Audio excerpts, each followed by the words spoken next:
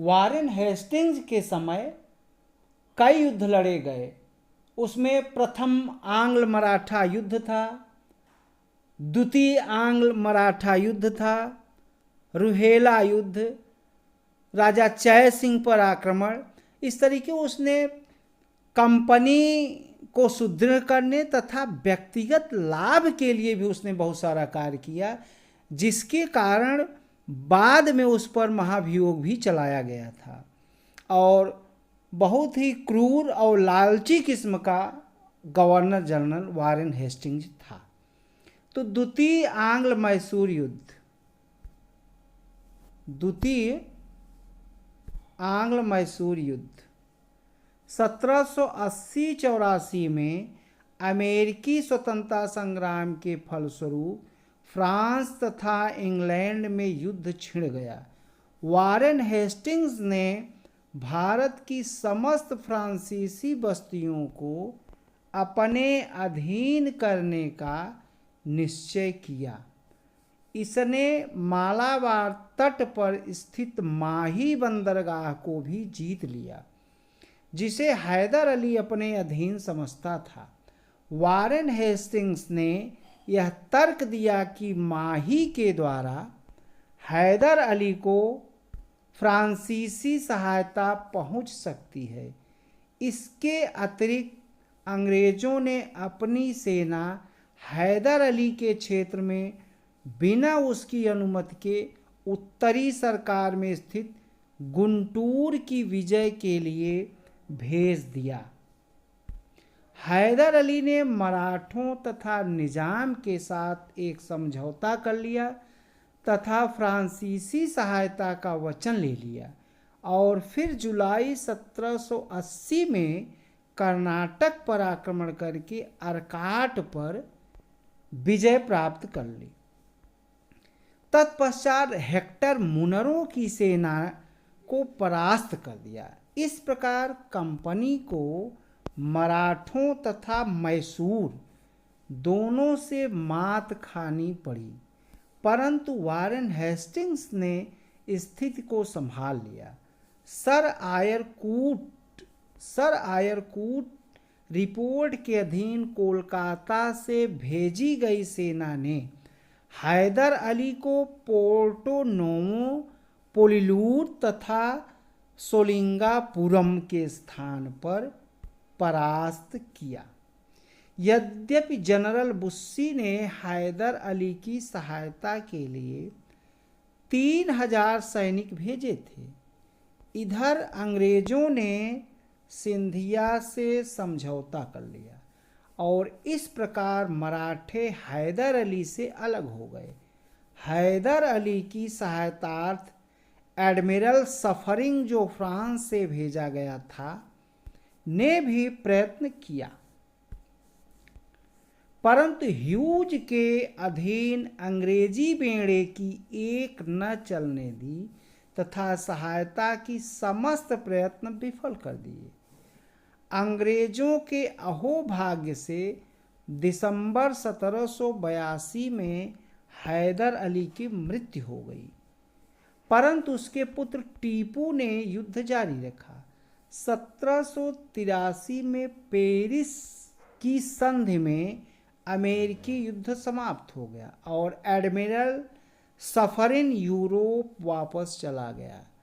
Lord McCartney ने, जो मद्रास का गवर्नर था, संधि करने की सोची। अंत में मार्च 1784 में मंगलौर की संधि पर हस्ताक्षर हो गए।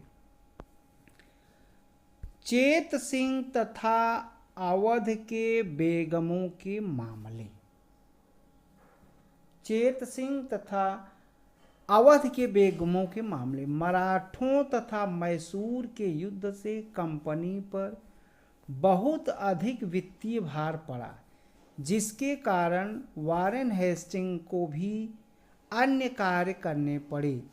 इसके लिए अंत में उस पर महाभियोग का मुकदमा भी चलाया गया। पहले बनारस के राजा चेत सिंह अवध के नवाब के आश्रित थे। 1775 में नवाब शुजाउद्दौला की मृत्यु के बाद नवाब आसफुद्दौला पर दबाव डाला गया और चेत सिंह कंपनी का आश्रित बन गया। वह जो 12.5 लाख रुपए वार्षिक पहले अवध के नवाबों को देता था, अब कंपनी को देने लगा। इस नई संधि में स्पष्ट लिखा गया कि यदि राजा यह धन नियमित रूप से देता रहे तो उसे किसी भी अवस्था में अन्य कोई मांग नहीं की जाएगी। धन की कमी के कारण वारेन हेस्टिंग को अन्याय संगत कार्य करने पर 1778 में उसने चैत सिंह से 5 लाख युद्ध कर के रूप में मांगा। 1779 में 5 लाख रुपया कर तथा 2 लाख रुपया जुर्माने के रूप में मांगा गया। 1780 में राजा ने वारेन हेस्टिंग्स को 2 लाख रुपए घूस के रूप में भेजा ताकि उसे अतिरिक्त रुपया न मांगा जाए। घूस तो स्वीकार कर ली गई, परंतु वारेन हेस्टिंग्स ने 5 लाख तथा 5 लाख रुपए तथा 2000 सैनिकों की टुकड़ी की मांग की। राजा ने आनाकानी किया और एक क्षमा याचना का पत्र लिखा। उसने 500 अश्वारोहियों तथा 500 पदातियों की कुल 1000 सेना तैयार करके गवर्नर जनरल को सूचना दी थी। वारेन हेस्टिंग्स ने इसे अवज्ञा माना तथा चैत सिंह पर 50 लाख का जुर्माना कर दिया तथा स्वयं एक सेना को साथ लेकर उसे दंड देने के लिए बनारस की ओर चल पड़ा। लॉर्ड मैकाले के अनुसार वारेन हेस्टिंग्स की योजना केवल यह थी कि अधिक से अधिक धन मांगा जाए ताकि राजा को विवश होकर प्रतिवाद करना पड़े और फिर इस प्रतिवाद को एक अपराध की संज्ञा देकर उसकी समस्त प्रदेश जब्त कर लिया जाए। राजा ने हेस्टिंग्स को बक्सर के स्थान पर स्वागत किया और अपनी पगड़ी उसके पांव पर रख दिया। गवर्नर जनरल ने बनारस पहुंचने से पूर्व इस विषय पर बातचीत करने से मनाही कर दी। वहां पहुंचकर चैत सिंह को बंदी बना लिया।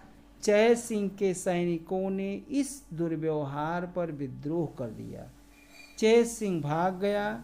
उसके स्थान पर उसका अल्पवयस्क भतीजा महेश नारायण राजा बना दिया गया। उसने 40 लाख रुपए वार्षिक कंपनी को देना स्वीकार कर लिया।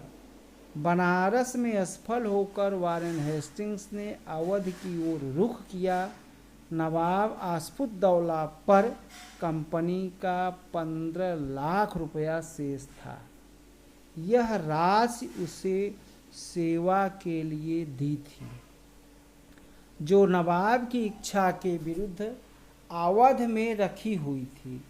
जब उस पर दबाव डाला गया तो नवाब ने आज्ञा मांगी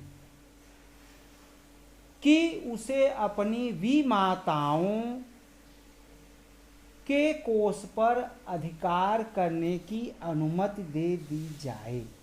इससे पहले भी नवाब को अंग्रेज रेजिडेंट के दबाव डालने पर अपनी विमाताओं से 5,60,000 पाउंड प्राप्त हो चुका था और बेगमों को कलकत्ता परिषद की ओर से यह आश्वासन दिया जा चुका था कि उनसे कोई अतिरिक्त धन नहीं लिया जाएगा। तो आज यहीं पर वीडियो को समाप्त करता हूँ। आप लोग वीडियो को लाइक एवं शेयर अवश्य करें। कोटशः धन्यवाद। जय हिंद, जय भारत। यह video IAS, PCS, TGT, PGT, net, JRF, CDS, NDA तमाम परीक्षाओं के लिए उपयोगी है। धन्यवाद।